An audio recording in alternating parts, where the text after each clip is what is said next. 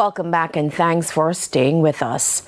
Dozens of residents in Portmore St. Catherine were left disappointed Tuesday evening after a stakeholder meeting descended into chaos at the municipal corporation. The meeting was intended to discuss Portmore becoming the 15th parish. Kalisha Williams has that story. A showdown between JLP and PNP supporters at a stakeholder meeting on Portmore becoming the 15th parish at the Portmore Municipal Corporation Tuesday evening. Shame on you! Shame on you! Shame on you! Shame on you! Shame on you! Face Off won. Portmore's Mayor Leon Thomas and these placard bearers who seemingly came prepared to protest.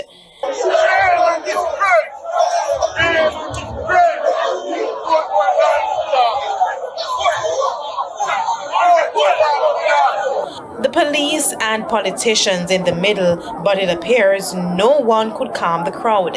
Then Face Off 2. East Central St. Catherine MP Alando Terrelong, who was seemingly upset that he was being recorded.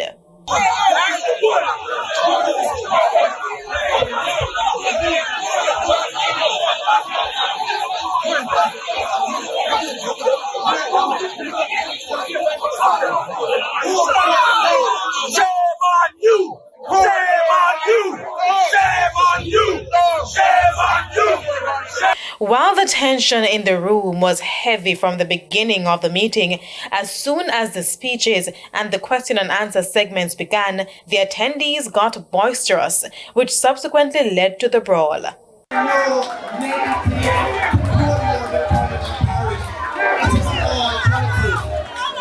There was a young man who asked about... Yes.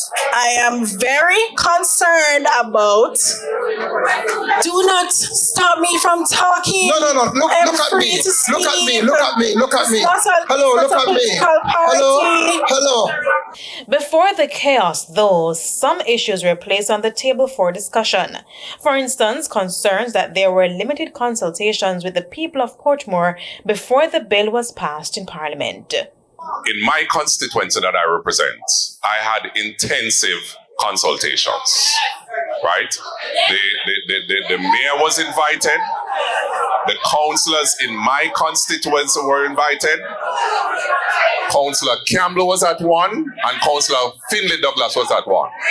About the Prime Minister's meeting, we at the Portmore Municipal Council have no knowledge of same, because we did not get an invitation, neither do we know about any town crime that was done. The process that I'm aware of in civil societies is that you put in place a statutory body that would go out and document at the meetings how many persons are in attendance. I'm hoping that eventually we remove this sort of political bias out of the system and allow the people from Portmore to choose. As for the consultations, I can't speak on that because I do not know about these consultations. This is the first one I've ever been to. And to me, it's an absolute disaster. Kalisha Williams, TVJ News.